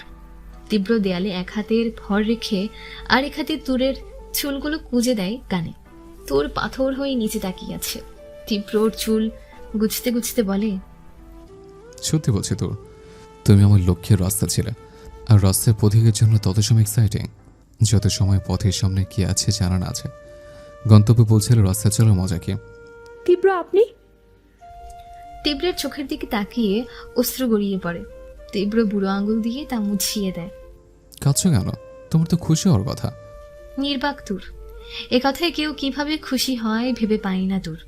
তুরকে নির্বাক দেখে শব্দ করে হেসে ওঠে তীব্র। কি হলো, কি ভাবছো? তীব্র কিছু বলছে? তুরকে কাছে টেনে পেছনে ফিরিয়ে ওর কাঁধে থুতনি রেখে জড়িয়ে ধরে আবার বলে, আরে পাগলি, অনেকদিন পর দেশে ফিরেছি তো, তাই এখানের কাজগুলো করে শেষ করতে হবে। যেখানে ছিলাম সেখানে যেতে হবে তো, নাহলে কি করে? তোর কিছুটা সন্দিহান হয়ে জিজ্ঞেস করে, যেখানে ছিলাম মানে? আরে তুমি না আমার, আর এবার তুমিও যাবে। মানে? মানে কিছু না, তোরকে ছেড়ে দেয়। আমার কাজ আছে, তাড়াতাড়ি শুয়ে পড়ো। কথা ঘুরিয়ে নেয়। তোর কিছু জিজ্ঞেস করতে যাবেই তার আগেই তীব্র ওকে খুব শক্ত করে জড়িয়ে ধরে। প্লিজ তোর, আমার ঘুম পাচ্ছে। তোর আর কিছু বলল না, ওকে ছাড়িয়ে চলে গেল তায়ানের কাছে। তা দেখে আলতো হাসলো তীব্র। জানো তো তোর, যে রাস্তায় যত বেশি দুর্গম তা জয় করার নেশা তত বেশি, তাতে চলতে তত বেশি সিকিউরিটি, আনন্দ, উত্তেজনা ফিল হয়। আর তোমার চেয়ে কঠিন পথ আমি আমার জীবনে পাইনি। কি না করেছি সেই পথে চলার জন্য। তুমি যত বেশি আমাকে দূরে সরিয়ে দিয়েছ, তত বেশি আমি তোমার মাঝে চলার জন্য পাগল হয়ে গেছে। আমি তীব্র তোর, সহজলভ্য কোনো জিনিস আমাকে তৃপ্তি দেয় না। আমার তৃপ্তির সবচেয়ে কঠিন প্রয়োজন ছিল তুমি, যাকে পাওয়ার জন্য আমি চলে গিয়েছি। নিজেকে ভুলেছে, নিজের অস্তিত্ব ভুলেছে, এমনকি দেশ ছাড়তেও বাধ্য হয়েছে। তবুও তোমার মাঝে চলার ইচ্ছে আমি ছাড়তে পারিনি, কারণ তুমি আমার লক্ষ্যের এমন একটা রাস্তা যার মাঝে চলার সময় কি হতে পারে তা আমি জানতাম না। তাই সে রাস্তার শেষটা আমি দেখতে চেয়েছিলাম। লক্ষ্য তো আমি মাঝ রাস্তায় পূরণ করে ফেলেছিলাম, তবুও পথের শেষটা দেখার লোভ থেকে নিজেকে সামলাতে পারিনি। পারবই বা কী করে? রাস্তার প্রতিটি মোড়েই রাস্তায় নিচের পরিবেশ, গতিপথ, আবহাওয়া পরিবর্তন করে। কথাগুলো ভেবে নিজের মনে হাসে তীব্র। তারপর নিজের কিছু কাজ করে। প্রায় 3:30, মানে 3:30টায় রুমে যায়। গিয়ে দেখে তুর তায়ানকে জড়িয়ে ঘুমিয়ে গেছে। ও গিয়ে তুরের পাশে বসে এক দৃষ্টিতে চেয়ে থাকে ঘুমন্ত তুরের দিকে। তুরের পরনে সাদা টি শার্ট আর কালো প্লাসো, ছুটি করা চুলগুলো থেকে চুল বেরিয়ে পড়ছে। তীব্র ওর কাছে গিয়ে মুখে ফু দেয়, চুলগুলো কানে গুজতে গুজতে বলে, এখনো সে জানার আগ্রহ নেই আমার, কারণ আমি জানি তুমি সবটা দিয়ে আমার আর আমার হয়ে থাকবে। ব্যাপারটা অনেকটা একঘুয়ে, এত সহজে কিছু চাই না আমার। তাই হয় আমাকে তোমার জন্য পাগল করতে হবে, নয় আমার বন্ধ দরজায় তুমি হতে হবে। আমার সারাংশ নয়, ভাব সম্প্রসারণের রূপটা তুমি ছিলে, লক্ষ্য নয় তার রাস্তা তুমি ছিলে। সেই লক্ষ্য যা পূরণ হলেও সে রাস্তার শেষটা দেখার লোভ আমি সামলাতে পারিনি। আর না শেষটা দেখে আমি সন্তুষ্ট, কারণ আমি এর চেয়ে বেশি পাগল হতে চাই তোমাতে। বাবা মা সবাইকে বিদায় জানিয়ে অস্ট্রেলিয়ার মাটিতে পা রাখল দূর। মন না টানলেও বাবা পাগল তায়ানের জন্য এসেছে। বাবা যেন ওর রক্তে মিশে আছে। এয়ারপোর্টে দাঁড়িয়ে সব ভাবনায় ব্যস্ত দূর ঘুমন্ত তায়ানকে কোলে নিয়ে ওর কাঁধে হালকা চাপড় মেরে রেগে বলে, ভাবনা চিন্তা শেষ হলে বাড়ি চলো। এয়ারপোর্টের বাইরে আসতেই দেখে গাড়ি দাঁড়িয়ে আছে। তীব্র তুরকে গাড়িতে উঠতে ইশারা করে। গাড়িতে উঠলে তায়ানকে ওর কোলে শুয়ে বলে, আমি আসছি। কিন্তু না শুনেই তীব্র দরজা লাগায়। গাড়ি চলতে শুরু করে। তুর দেখে ও একটা কালো গাড়িতে উঠেছে। রাগে কান্না চলে এসেছে।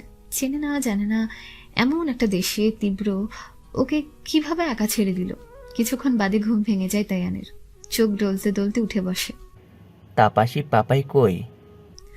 তোর রেগে উত্তর দেয়, জানি না, সবসময় খালি পাপ্পাই, অথচ আমাকে মাম্মা বলে ডাকতেও কষ্ট হয়। হেসে উঠে তায়ান। পাপাই ঠিক বলে, তুমি আমার পাপাইয়ের সাথে হিংসে করো। বেশ করি, ছেলে না যেন বাবা ভক্ত হনুমান, সারাদিন মায়ের সাথে আর নাম জপবে বাবার, যেন মা নেই। তায়ান রেগে বলে, আমার পাপাইকে নিয়ে হিংসে করছো, লাগবে না তোমাকে। পাশ ফিরে মুখ ফুলাই তায়ান। তোর নিজেও মুখ ঘুরিয়ে বসে থাকে। দুজনেই চুপ। কিছুক্ষণ বাদে আর চোখে দেখছে তুরকে। তুর রাগি ফেস করে তায়ানের অন্তরালে হাসছে। তখনই তায়ান নিজে এসে জড়িয়ে ধরে। তুর বলে ওঠে, কি হলো? আমাকে তো চাই না। তায়ান তুরের পেটে মুখ গুজিয়ে অ্যাটিটিউড নিয়ে উত্তর দেয়, তুমি এখানে নতুন, যদি কেউ নিয়ে যায় তাই ধরেছি। Papai is the best. তুরের মুখ হাঁ। তায়ান ওর নিজের ছেলে। সন্দিহান তুর। তোর ফিসফিস করে বলে, যেমন বাবা তেমন ছেলে, একজন আটকে রাখে যাতে না যেতে পারি, আরেকজন জড়িয়ে ধরে থাকে যাতে কেউ নিয়ে যেতে না পারে। সিটে মাথা রেখে তায়ানের মাথায় হাত বুলায়। গাড়ি বিশাল এক বাড়ির সামনে থামে। কয়েকজন গার্ডস এসে দরজা খুললে ঘাবড়ে যায় দূর। একজন গার্ডস ইংলিশে বলে, ম্যাম আপনারা গিয়ে বিশ্রাম নিন। তীব্র, আপনাদের স্যার কোথায়? উনি একটা কাজে গিয়েছে। মাথা নাড়িয়ে সম্মতি জানাই দূর। তায়ান ঘুমোচ্ছে। কোলে নেওয়া দূরের পক্ষে সম্ভব না হলেও চেষ্টা করলো। তখনই তায়ান চোখ মেলে বলে, এই জন্য বলেছিলাম বেশি করে খাও, পাপাই তো খেতে দেয়, তবুও শক্তি নেই, তাপাসি তাপাসি থাকবে, তাল পাতা শিফাই। তুমি আসলেই তাপাসি, পাপাইয়ের মতো হতে পারবে না। বলে খিটখিট করে হেসে দেয়। রেগে যায় দূর। ওর হাত ধরে বাড়ির ভেতর। এতদিন পর তায়ান নিজের বাড়ি ফিরেছে। যদিও অন্য বাড়িতেই বেশি থেকেছে, তাই তুরকে ছাড়িয়ে চলে যায়। অনেক কষ্টে ওর নাগাল পেয়ে তীব্রের রুমে নিয়ে যায়। সেখানে ফ্রেশ হয়ে সার্ভেন্টের দিয়ে যাওয়া খাবার খাওয়ায়। তায়ানের মন রাখতে নিজেও কিছুটা খায়। অনেক রাতে তীব্র রুমে ফিরে কিছুটা ভ্রু কুচকে বিছানার এপাশ ওপাশ দেখে নেয়। তুর আর তায়ান দুপাশে ভারী মুখে গালে হাত দিয়ে বসে আছে। এই দৃশ্য নতুন না, তাই বিনা বাক্যে ফ্রেশ হতে যায়, কিন্তু ফিরে এসেও একই অবস্থা দেখে। ব্যাপারটা ঠিক না লাগলেও চুপ রইল তীব্র। ও আয়নার সামনে দাঁড়াতেই ওদের ইশারায় ঝগড়া করতে দেখে। তীব্র কারণে শব্দ করছে না, তা দেখে রুম থেকে বেরিয়ে যায় তীব্র। পর মুহূর্তে শুরু হয় ঝগড়া। হয়েছে তোর, আমার পাপাই ভালো, কথা তো দূরে থাক, দেখলই না কত ভালোবাসা। তায়ান রেগে বলে, তোমার তো বর হয়, তোমার সাথে কথা বলেছে। সচকিত হয় দূর। আমি আর তুই এক হলাম? হুম হুম। ভেঙচি কাটে তায়ান। আমার পাপা কথা বললে বলবে, না হলে বলবে না, তুমি বলার কে? কারণ তোর পাপা আমার বর, তোর চেয়ে অধিকার আমার কম না। ওদের কথা দরজার বাইরে দাঁড়িয়ে শুনছে তীব্র। তায়ানও তাও ঠিক আছে, কিন্তু তুর নিজের ছেলের সাথে অধিকার নিয়ে তুলনা করছে। এরা নাকি মা ছেলে। তীব্র নিজেও কনফিউজড। তীব্র আবার রুমে এসে গভীরভাবে বলল, আজ কি ঘুমোতে পারি, না হলে কিন্তু। কথাটা শুনেই দুজনেই দু প্রান্তে গিয়ে তীব্রকে মাঝখানে জায়গা করে দিল। অবাক হলেও চুপ রইল তীব্র। শুয়ে পড়ে। শরীরে হাফ হাতা টি শার্ট। বেশ কিছুক্ষণ পর বুঝলো দুজন দুদিক থেকে ওর দুপাশে। তীব্র কিছু বুঝে ওঠার আগেই ধপাস করে দু ডানায় শুয়ে পড়ে দুজনে, যেন কম্পিটিশন করছিল কি কার আগে তীব্রের ডানায় শুতে পারে। তীব্র ব্যথা পেলেও রিয়্যাক্ট করলো না, কিন্তু তাতে যে লাভ হলো না, কারণ ও সাপ আর বেজি নিয়ে শুয়েছে যারা মৌনতার সাথে যুদ্ধে নেমেছে। চিমটি যুদ্ধে কে কার চেয়ে বেশি চিমটি দিতে পারে। প্লাস আর মানাও দুজনের জন্য অসম্ভব। দুজনেই যে মহারথী। চলছে পলাশির যুদ্ধ। কিন্তু তীব্রের মন্দ ভাগ্য, এই মহারথীরা নিজেদের জখম করার বদলে জখম করেছে যুদ্ধের ময়দানকে। মানে ওরা চিমটি একে অপরকে না তীব্রকে দিচ্ছে।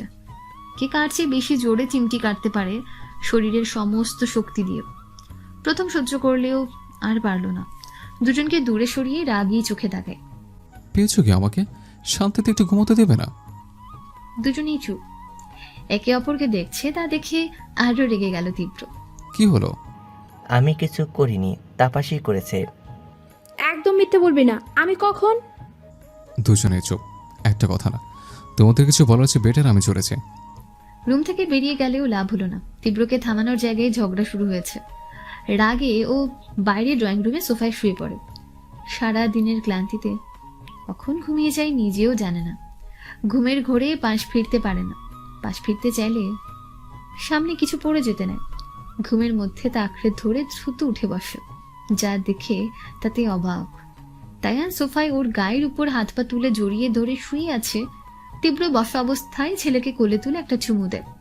যেই নিচে নামতে যাবে দেখে দূর তায়ানের পায়ে হাত দিয়ে মেঝেতে বসে তীব্রের পায়ের কাছে মাথা দিয়ে ঘুমিয়ে আছে। মা ছেলের এই কাণ্ডে না চাইতেই ঠোঁটে হাসি ফুটে ওঠে। খুব সাবধানে নেমে তায়ানকে রুমে নিয়ে বিছানায় শুয়ে দেয়। তারপর তুরকে দুজনকে দুপাশে শুয়ে মাঝে কোলবালিশ রেখে কম্বল টেনে দেয়। তায়ানের কপালে চুমু দিয়ে নিজের কথা ভাবে। তায়ান যেন অবিকল ওর প্রতিরূপ। তায়ানের মাঝে নিজের ছেলেবেলা আবিষ্কার করে তীব্র। রুম থেকে বেরিয়ে যায়। তীব্রের বেরিয়ে যাওয়ার কিছুক্ষণ পর দূরের ঘুম ভাঙে। নিজেকে বিছানায় আবিষ্কার করে। কে এনেছে তাও বুঝতে পারে, কিন্তু তীব্র ও কোথায়? তোর বিছানা থেকে নেমে বাইরে গেল।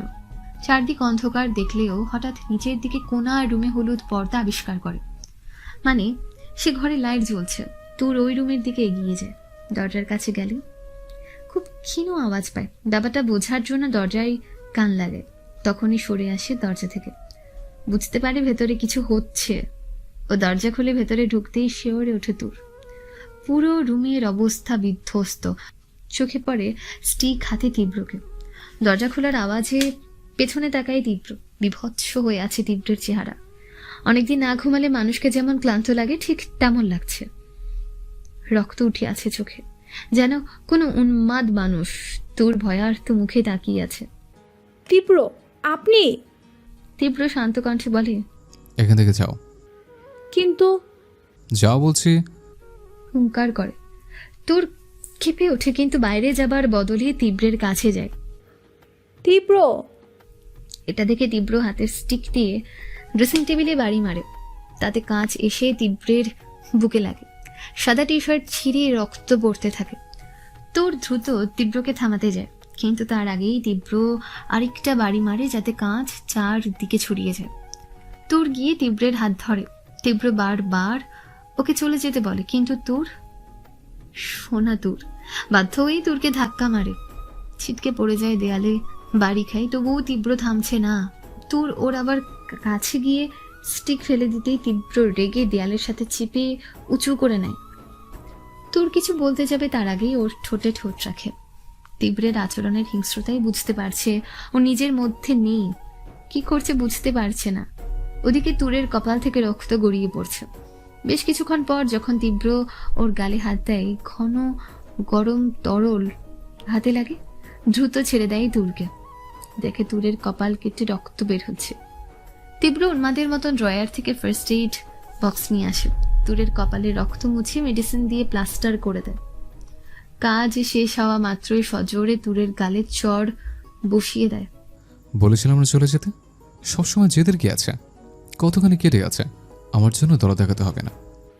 তীব্র! তীব্র বলা মাত্রই দেয়ালের মিশিয়ে গাল চেপে ধরে। তীব্র ডাকের প্রয়োজন এখন নেই। এ নামে ডেকে আমাকে কে কিছু নিষেধ করতে পাগল হয়ে যায় আমি তা করার জন্য। আর তুমি সে কাজটাই করো যার মাসুলও তুমি দাও। তাই বলছে এই নামটা মুছে ফেলো মন থেকে, কারণ তীব্র শুধু তার বন্ধুদের জন্য ছিল, সবার জন্য না। আর কিছু বলার সুযোগ না দিয়ে তুরকে বাইরে ছুঁড়ে দরজা লক করে দেয়। তারপর নিজের মতো ভাঙচুর শুরু করে। সকালে ঘুম থেকে উঠে দেখেও বিছানায় শুয়ে আছে। হ্যাঁ, নিজেই এসেছে।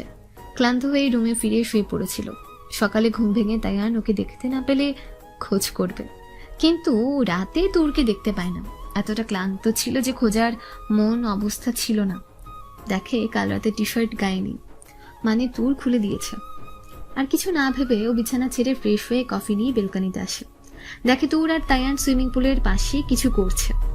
হঠাৎ তুরের চোখে চোখ পড়ে। চোখ সরিয়ে নেয় তুর।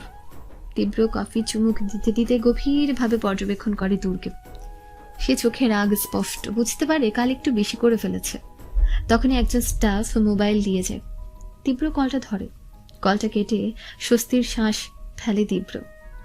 আর কোনো ভয় নেই আমার তোর, যার জন্য তোমাকে বন্ধ দরজা তুমি হতে হয়েছে, সে কারণ আমি শেষ করে দিয়েছে। নিজের চোখ বন্ধ করে নেয় তীব্র। তুরের জীবনের গল্পটা প্রায় 7 বছর আগে শুরু হলেও সৌহার্দ্য থেকে তীব্র হওয়ার কাহিনীটা শুরু হয়েছিল 25 বছর আগে। সৌহার্দ্য নামের 10 বছরের ছোট্ট ছেলেটা যখন তার বাবা মায়ের সাথে অস্ট্রেলিয়াতে থাকতো।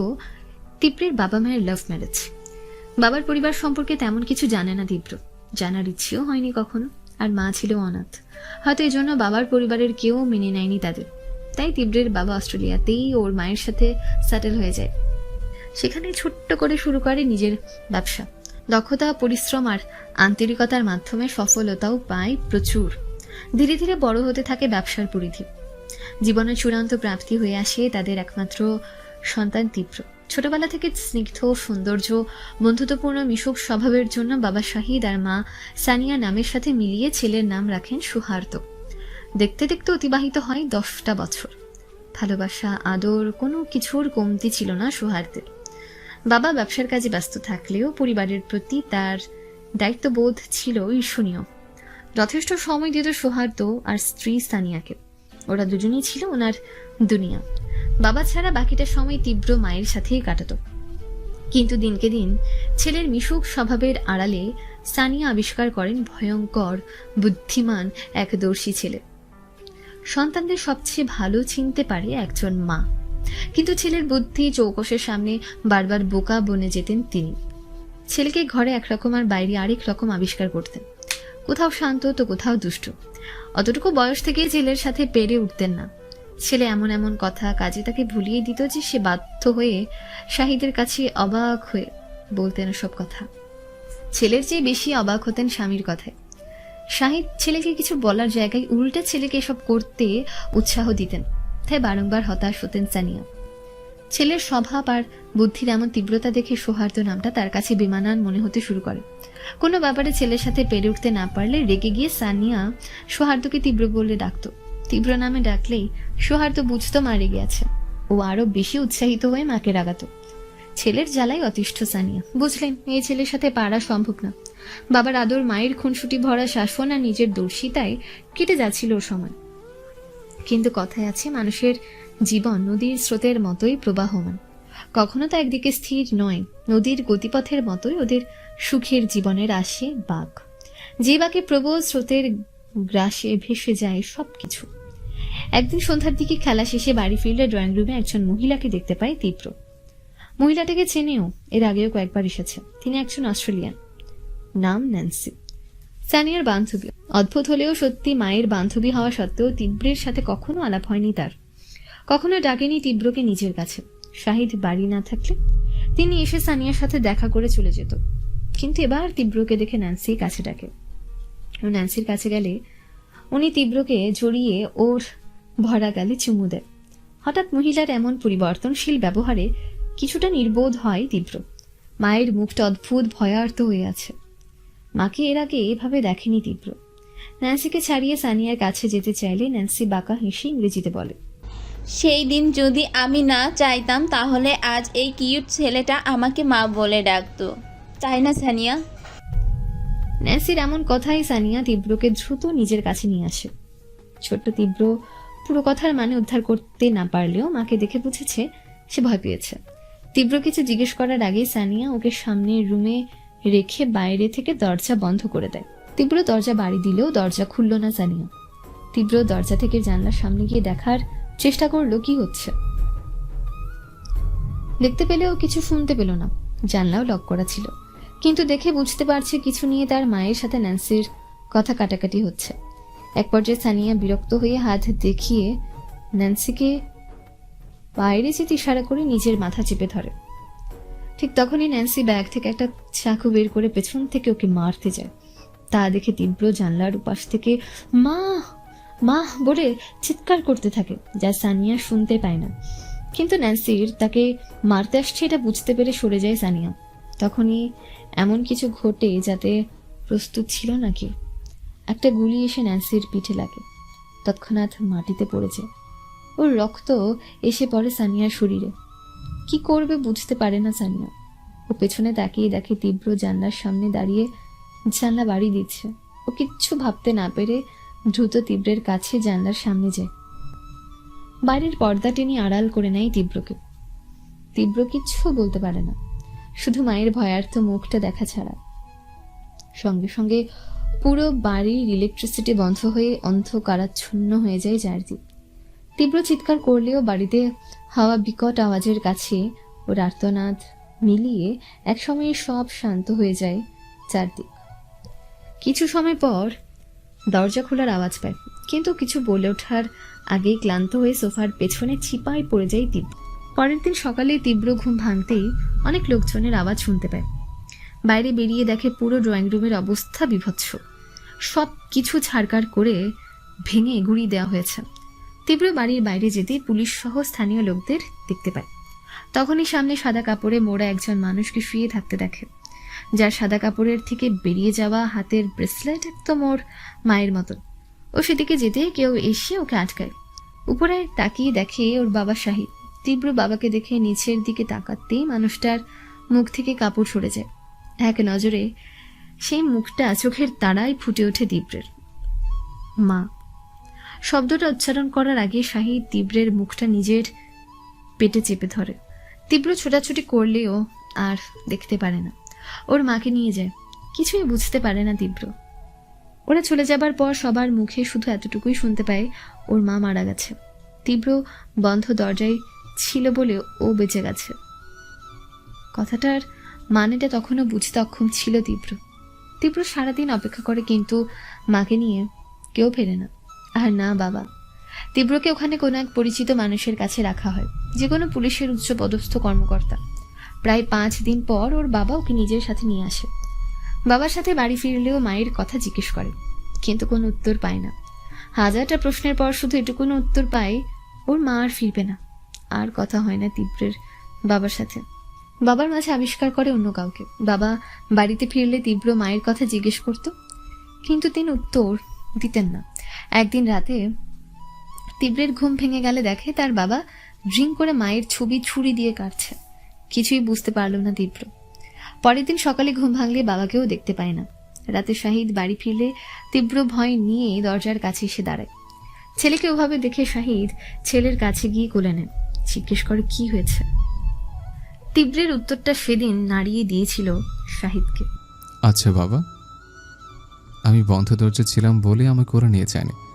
মা যদি আমার সাথে থাকতো তাহলে মাকে ওরা নিয়ে যেতে পারতো না, আর তুমিও রাগ করতে না। কথাটা শুনে নিজেকে ধরে রাখতে পারেনি শাহিদ। তীব্রকে জড়িয়ে কেঁদেছিল খুব। তীব্র প্রথম তার বাবাকে কাঁদতে দেখেছে, কিন্তু কেন বোঝেনি। তার কয়েকদিন পর শাহিদ ম্যানেজারের সাথে, অর্থাৎ তীব্রের বর্তমান ম্যানেজার, ওকে বাংলাদেশে পাঠিয়ে তার পরিচিত এক লোকের কাছে রাখে তীব্রকে। সে আর কেউ নয়, তায়ানের বাবা। নিজের সবকিছু হারিয়ে এদেশে এসে পায় তায়ানকে। আত্মার সম্পর্ক গড়ে ওঠে ওর সাথে, কিন্তু তারপর থেকে বাবার সাথে আর কোনো যোগাযোগ হয়ে ওঠে না তীব্রের। শুরু হয় নতুন পথ চলা। স্কুলে সে তায়ানের সাথে পায় অরুণ। মাধ্যমিকে ওঠার পর 3 জনের বন্ধুতে যোগ হয় তুষা। তুষা মেয়ে হলেও ছেলে ছাড়া মেয়েদের ক্যাটাগরিতে ফেলা যায় না। তীব্র তুষার ফেভারিট হলেও প্রেমে পড়ে যায় অরুণের। সে এক মহাকাণ্ড। তুষা প্রেমে পড়লেও অরুণ কোনো ছেলে রূপী মেয়েকে ভালোবাসতে নারাজ, তা আবার বেস্ট ফ্রেন্ড। কিন্তু শেষে ওই ছেলের রূপী মেয়ের জন্যই পাগল হয়ে যায়। তারপর কলেজ লাইফ। সেখানে তীব্রের লাইফে আসে 7 বছরের জুনিয়র ঋদ্ধ, যার কাজই ছিল তীব্রের দেখা পেলে মাথা খাওয়া। রাগই লাগতো, কিন্তু কিছু বলতে পারতো না তীব্র। ওদের বন্ধুত্ব ছিল না কোনো খাদ।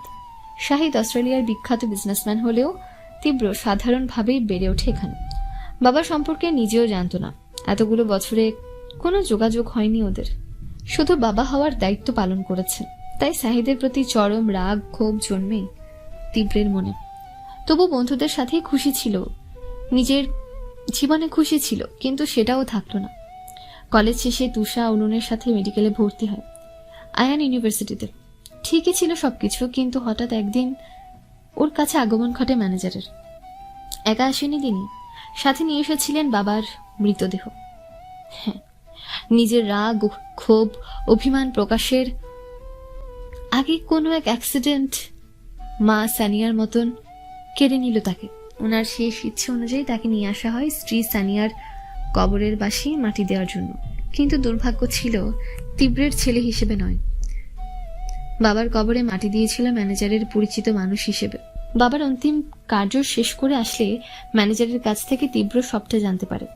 মায়ের মৃত্যু, বাবার অবহেলা, তীব্রের এখানে আসার কারণ। সানিয়াকে শাহিদ ভালোবাসলেও প্রেমিকা ছিল ন্যান্সি। এক ইউনিভার্সিটিতে পড়তো দুজন। ওরিয়েন্টেশনে শাহিদের কাছে ন্যান্সির সেল নম্বর আসে। সেখান থেকে ন্যান্সির সাথে ভার্চুয়াল প্রেম গড়ে ওঠে শাহিদের। ন্যান্সি শাহিদকে দেখলেও শাহিদ দেখেই বিয়ে করতে চায় ন্যান্সিকে। কিন্তু ন্যান্সির বিয়ে করার মতন মন মানসিকতা ছিল না। তবে ও বুঝতে পেরেছিল বেস্ট ফ্রেন্ড সানিয়া শাহিদের প্রতি দুর্বল, ভালোবাসে শাহিদকে। এটা নিয়ে ন্যান্সি জঘন্য গেম খেলে সানিয়ার সাথে। নিজেকে শাহিদের প্রেমিকা জানিয়ে বিয়ে করতে বলে। পরিবর্তে শর্তস্বরূপ সানিয়াকে ওর কথা মতো চলতে হবে। সরল সানিয়া ভালোবাসার মানুষকে পাবার আশায় কি হবে চিন্তা না করে রাজি হয়ে যায়। শাহিদও পেয়ে যায় নিজের মনের মতন ভালোবাসার মানুষকে পায়। পরিবারের বিরুদ্ধে গিয়ে বিয়ে করে সানিয়াকে। ন্যান্সি শাহিদের চেয়ে ধনী কাউকে বিয়ে করতে চাইতো। আর বাড়ি থেকে বিতাড়িত শাহিদ সানিয়াকে নিয়ে প্রচুর কষ্ট করে। শেষ পর্যন্ত বুঝিয়ে নেয় নিজেকে। সেটাই কাল হয়ে দাঁড়ায় সানিয়ার জন্য। ন্যান্সি ব্ল্যাকমেইল শুরু করে দেয় এটা নিয়ে। সানিয়া শাহিদকে হারানোর ভয় মেনে নেয় সবকিছু, পূরণ করে ন্যান্সির সব রকম আবদার। সেদিন ন্যান্সি টাকার জন্যই এসেছিল, কিন্তু সানিয়া দিতে রাজি হয়নি, বিধায় কথা কাটাকাটি হয়। আর ন্যান্সি মারতে যায় ওকে, কিন্তু গুলি লাগে ওর পিঠে। গুলি লাগার কারণে বেঁচে যায়। সব সত্যিটা জানতে পারে শাহিদ। প্রচণ্ড ঘৃণা হতে তার ভালোবাসার মানুষের উপর, যার জন্য পরিবার ছাড়লো, কষ্টকে বরণ করলো, ভালোবেসে 10 বছর সংসার করলো। সে মেয়েটার মৃত্যুর পর জানতে পারলো তাদের সম্পর্কের ভিতটাই মিথ্যে ছিল। সানিয়ার প্রেমিকা ছিল না, তার চেয়েও বেশি যন্ত্রণাদায়ক ছিল কেন ও সত্যিটা বলল না। 10 বছর এতটুকু বিশ্বাস করতে পারেনি, যত বড় অন্যায় ও করুক মাফ করার ক্ষমতা শাহিদ রাখে। ব্যাপারটা নাড়িয়ে দিয়েছিল তীব্রকে। ন্যান্সির মতো মানুষের ক্ষোভ বা লোভ আর মায়ের দুর্বলতার জন্য বাবাকে ধোকাটা মানতে পারেনি তীব্র। সেখান থেকে মেয়েদের প্রতি চরম বিদ্বেষ কাজ করত ওর মনে। তবে তীব্রকে এখানে আনা আর ওর মায়ের মৃত্যুর কারণ ছিল শাহিদের ব্যবসায়ের শত্রুতা। সেদিন যদি সানিয়া স্বেচ্ছায় বাইরে না থাকতো তাহলে তীব্রকেও ওর সাথে মরতে হতো। সানিয়াকে বাঁচাতে না পারার ব্যর্থতায় শাহিদ ভেঙে পড়েছিল। তখন ম্যানেজারের কথাই তীব্রকে বাঁচানোর জন্য নিজেকে থেকেই দূরে পাঠিয়ে দিয়েছিল। ওনার মতো কারো সন্তান এখানে বড় হবে সেটা সবার ধারণার বাইরে ছিল। তীব্রের সেফটির জন্য তাই নিজেও কাছে আসেনি, দূর থেকে দেখেছে, যাতে ওদের স্বাভাবিকভাবে বড় হতে দিতে পারে নির্ভয়ে। ছেলে ম্যাচিউরড হওয়ার আশায় দিনগোনা শাহিদকে তীব্রের হাতে সব কিছু বুঝিয়ে দেওয়ার আগে আবার সেই শত্রুতার বলি হয়ে চলে যেতে হয়। শাহিদের কোনো অ্যাক্সিডেন্ট হয়নি, ওকে মারা হয়েছিল। বদলে যায় তীব্র। নিজের পড়া শেষ হলো, ম্যানেজারের ওখানে বিজনেস সামলায়। সর্বক্ষণ সাথে থাকায় অরুণ চীনা সৌন্দর্যের মাঝে আবিষ্কার করে মিঠুর কাউকে। অনেক চেষ্টা করেছে, জানতে পারেনি তার কারণ। তখন থেকে তীব্রের সৌহার্দ্য নামটা ঢাকা পড়ে। এই নামে ডাকলে নিজেকে দুর্বল মনে করত তীব্র। ডাক্তারি শেষ করে অস্ট্রেলিয়াতে যায়, নিজের সবকিছু বুঝে নেয়। বাংলাদেশে গড়ে তোলে নিজস্ব হাসপাতাল, সবকিছু নিজের মতো করে তৈরি করে। পরিচিতি গড়ে তোলে ডক্টর রায়হান বা এসআর নামে। সবকিছুই ঠিক ছিল, কিন্তু আবার তীব্রের সাজানো জীবনে আসে নতুন ঝড়। তোয়ার জন্য তাইনের মৃত্যুদশা। জীবনের থাকা সবচেয়ে প্রিয় মানুষের এই অবস্থা। ভালোবাসার নামে আবার সেই ধোকা। মেনে নিতে পারে না তীব্র। ওর মা ভালোবাসার জন্য বাবাকে ধোকা দিয়েছিল। তোয়ার ভালোবাসায় ছিল একটা ধোকা, আর এই জন্য বিয়ের দিন তোয়াকে কিডন্যাপ করে এরকম একটা জঘন্য শাস্তি দিতে চেয়েছিল। কিন্তু তোমার জায়গায় এসে পড়ে তুর। সেখান থেকে শুরু হয় তীব্রের জীবনের নতুন অধ্যায়। তো শুধুমাত্র অপ্রত্যাশিত একটা ভুল ছিল তীব্রের জীবনে, এমন একটা ভুল যে শুধরানো সম্ভব ছিল না। ওকে ফিরিয়ে দিলে তোয়াকে আটকানো যেত না, বাধ্য হয়ে নিজের কাছে রেখে দেয়। তুরের কোনো ক্ষতি করার মানসিকতা ওর ছিল না, কিন্তু ওর বোনের জন্য তাইনের এই অবস্থা, তার উপর তুরের গোড়ামি, জেদ, অবাধ্যতা না চাইতেও বাধ্য করেছে তুরের উপর নিজের রাগ, হতাশা প্রকাশ করতে। হতাশা দেওয়ার অনেক কারণ থাকলেও দূর করার কারণ হয়ে গিয়েছিল তুর। কিন্তু পরে ভেবেছিল তায়ান যদি সুস্থ না হয় তাহলে তোয়া বুঝবে আপন মানুষ হারালে কেমন লাগে। তুরের জীবন রাখে তায়ানের জীবনের উপর। সে যাত্রায় বেঁচে যায় তায়ান। তীব্রের রাগ হয় যখন এত কিছুর পর তোয়াকে মেনে নেয় তায়ান। তখনই নিজের বাবার কথা থামিয়ে দেয় তাকে। ন্যান্সি ভেবে ভালোবাসলেও সে সানিয়াকেই ভালোবেসেছে। নিজের সুখ চাইলে বিয়ে করতে পারতেন, কিন্তু করেননি। ধোকার পরও ভালোবেসেছে তীব্রের মাকে। তীব্র বুঝলেও ভালোবাসা অন্ধ, যে যাতে খুশি থাকে। মেনে নিল তীব্র। তুর্কেও ফিরিয়ে দেওয়ার কথা ছিল, কিন্তু নিয়তি তো অন্য কিছুই চাইছিল। তখন এমন কিছু জানতে পারে যাতে তীব্রের সমস্ত কিছু পাল্টে যায়। আর তা হলো ওর বাবার করা উইল, যার মোতাবেক হলে 30 বছর হওয়ার আগে তীব্র বিয়ে না করলে এবং বিয়ের 3 বছরের মাঝে বেবি না হলে তীব্রের সমস্ত সম্পত্তি ট্রাস্টে চলে যাবে। শুধু তাই নয়, বিয়ের পর তীব্রের সম্পদের 25% তার স্ত্রী, 50% সন্তানদের, আর বাকি 25% শেয়ারের মালিক হবে তীব্র। বিয়ের পর যদি কোনো কারণে ও ডিভোর্স হয়ে যায় তাহলে স্ত্রী, সন্তানদের শেয়ারে কোনোরূপ অধিকার খাটাতে পারবে না তীব্র। প্রথম বাবার এমন উইলের কোনো কারণ খুঁজে পায় না তীব্র। শাহিদ যথেষ্ট বুদ্ধিমান, বিচক্ষণ একজন মানুষ ছিল তাহলে, কিন্তু আরেকটা উইলে ওর চোখ খুলে দেয় তীব্রের। তাতে ছিল কোনো রূপ ওয়ারিশ ছাড়া যদি শাহিদ মারা যায় তবে স্টার কোম্পানির শেয়ারের মালিকানা কোম্পানির শেয়ার হোল্ডারদের মাঝে চলে যাবে, আর সেটা ও সন্তানদের ক্ষেত্রেও প্রযোজ্য। কিন্তু পরবর্তী জেনারেশন মানে শাহিদের নাতি নাতনির ক্ষেত্রে তা প্রযোজ্য হবে না। মানে তীব্রের সন্তানের 5 বছর হওয়ার পর যদি ওয়ারিশ মারা যায় তবে তা ট্রাস্টে চলে যাবে, কোনো শেয়ার হোল্ডার কোম্পানির মালিকানা পাবে না। আর এটা 35 বছর আগের উইল, মানে বাবা মায়ের বিয়ের 3 বছরের পরের দলিল। এই উইলে তীব্রের কাছে সব পরিষ্কার হয়। কেন ওর মা বাবাকে মরতে হলো, কেন ম্যানেজার ওকে ছেলে হিসেবে বাবার কবরে মাটি দিতে দেননি, সমস্ত কিছুর মূল ছিল এই উইল। ও ম্যানেজারকে জিজ্ঞেস করে কেন তার বাবা এমন উইল করেছিলেন। উত্তরে তিনি জানান, শাহিদের বিজনেস দাঁড়িয়ে যাওয়ার পর কিছু চক্রান্তের শিকার হয়, অর্থের অভাবে পড়ে, ইনভেস্টররা টাকা লাগাতে চায় না, তাদের শর্ত হিসেবে এমন উইল করতে বাধ্য হয়। কিন্তু শাহিদ ব্যবসা বাঁচানোর জন্য এমন উইল করলেও পরে সবার অজান্তে উইল চেঞ্জ করে। তাতে তীব্রের জীবনের সুরক্ষা না করলেও যাতে ওর সন্তানদের জীবন সুরক্ষিত হয় তার ব্যবস্থা করে। কারণ 5 বছর পর্যন্ত সন্তানরা বাবা মায়ের কাছে সুরক্ষিত থাকে, তাই তিনি মেয়াদ সীমা 5 বছর রাখে। যদি 5 বছর পর্যন্ত নিজের সন্তানকে সুরক্ষিত রাখতে পারে তীব্র, তাহলে ওকে আর বাবা মতো নিজের সন্তানকে লুকিয়ে রাখতে হবে না। বাবার এমন বিচক্ষণতা অবাক করেছিল তীব্রকে।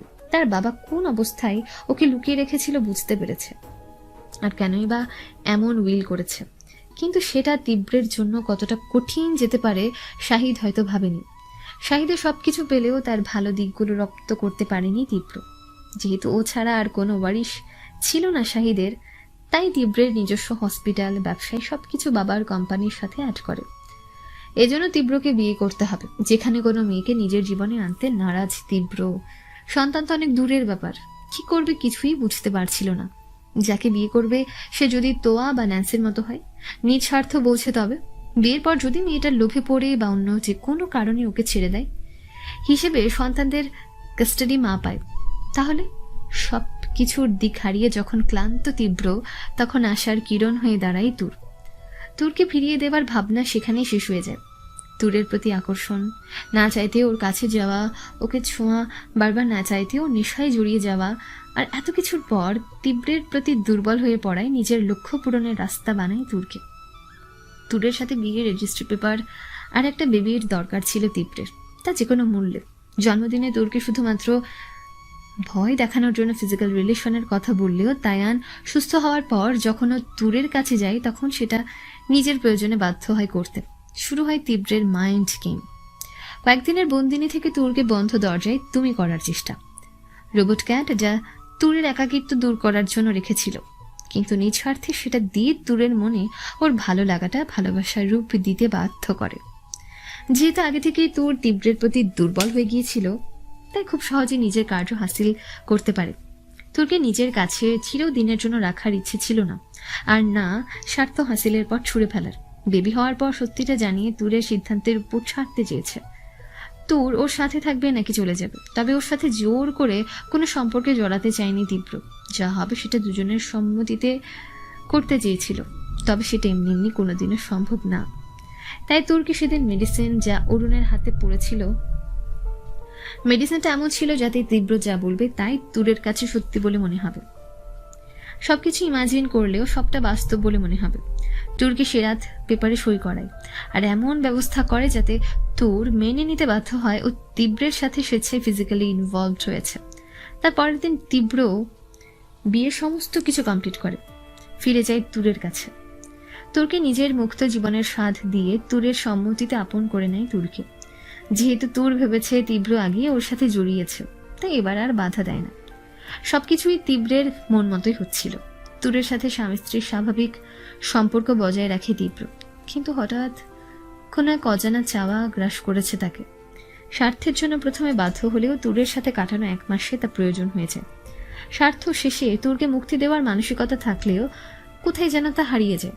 লক্ষ্যের রাস্তায় জীবনের মানে হয়ে যায় তীব্রের জন্য।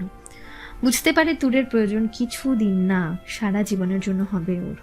প্রয়োজনে যখন অনন্তকালের, তখন তার চিরস্থায়ী করাই উত্তম।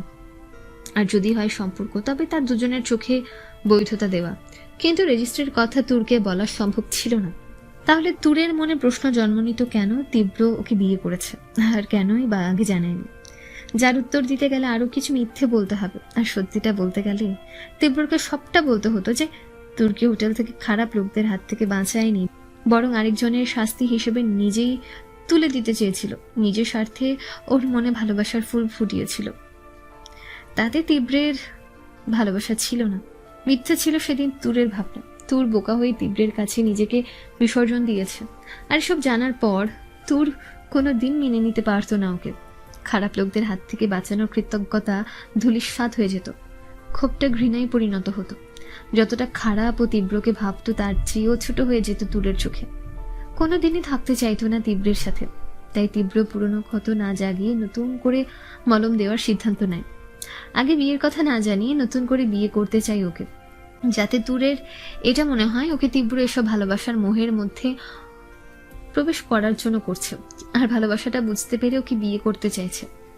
যদিও তীব্র জানতো তুর ওকে কাছে আসতে বাধা না দিলেও মেনে নিতে পারেনি, কিন্তু তাতে তীব্রের যায় আসতো না। অভিনয়, ইচ্ছে অনিচ্ছে বা বাধ্যতা তীব্রের শুধু তুরকে চায়। তাই ভালো থাকার অভিনয় করা তুরের সবকিছুতে সায় মেলাই তীব্র। সম্পর্ক যেহেতু স্বাভাবিক করতে চেয়েছে, তাই বিয়ে করে ওর বাবা মায়ের কাছে ফিরিয়ে দিতে চেয়েছিল ওকে, যাতে ধীরে ধীরে মেনে নেয় তীব্রকে।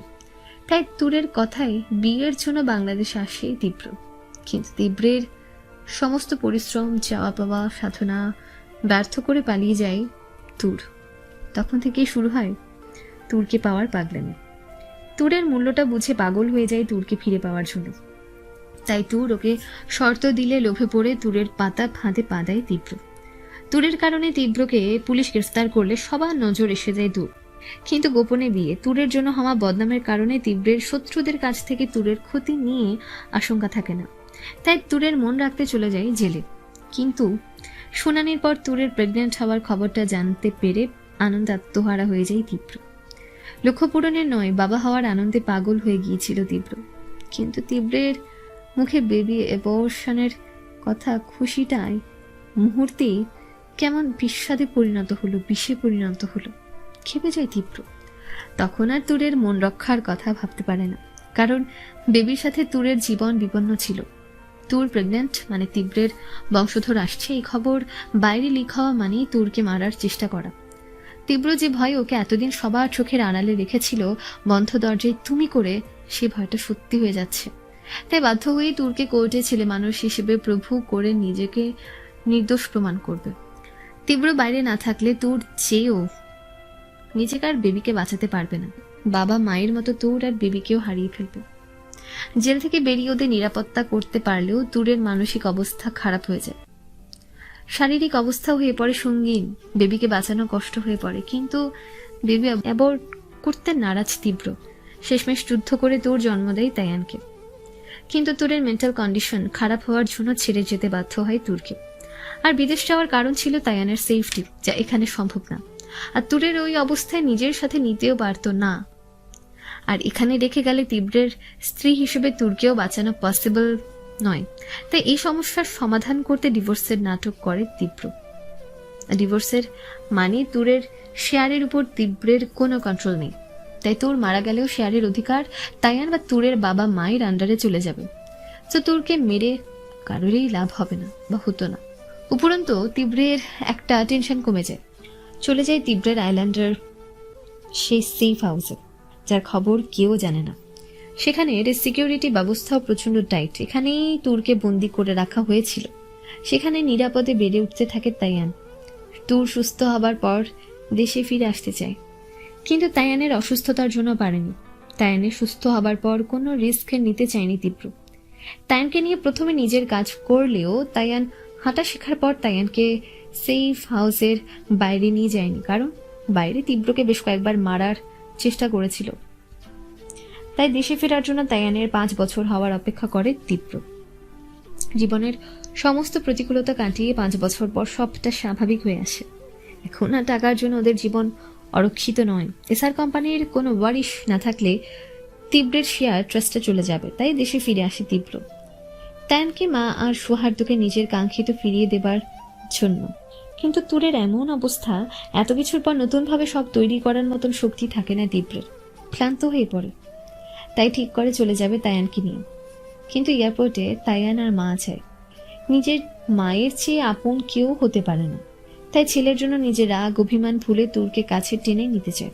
তার চেয়েও বড় কথা, তীব্র নিজেও যে দূরের থেকে দূরে থাকতে পারবে না। তাছাড়া তুরের এই অবস্থার জন্য দায়ও এড়াতে পারবে না।